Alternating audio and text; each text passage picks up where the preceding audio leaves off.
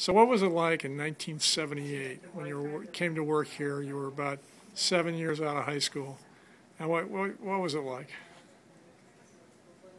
Go ahead. Well, it was different for me, something I've never done before. A lot of customer service, a lot of folks calling, wanting things. First time I really had a job that was in a business like this.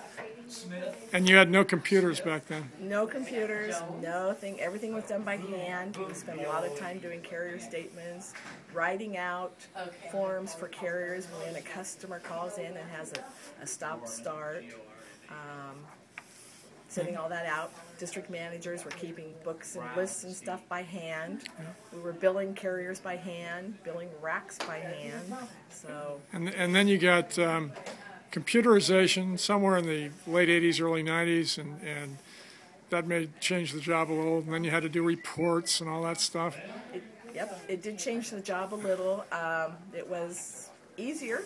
We could sort things out a little more. We didn't spend a lot of time doing handwork any longer. We spent a lot of time typing stuff in right at the very beginning.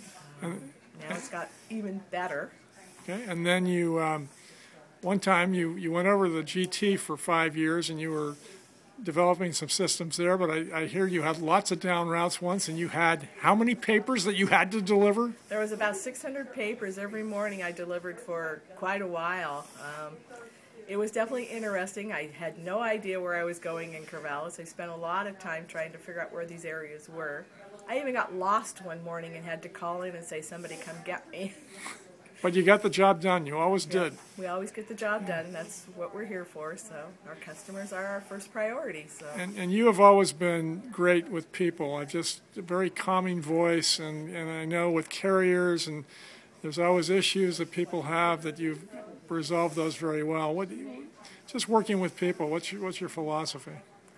You know, I treat people the same way I expect to be treated. I mean, that's the way that I was raised. Well, thank you for 33 wonderful years here. Thank you, Graham.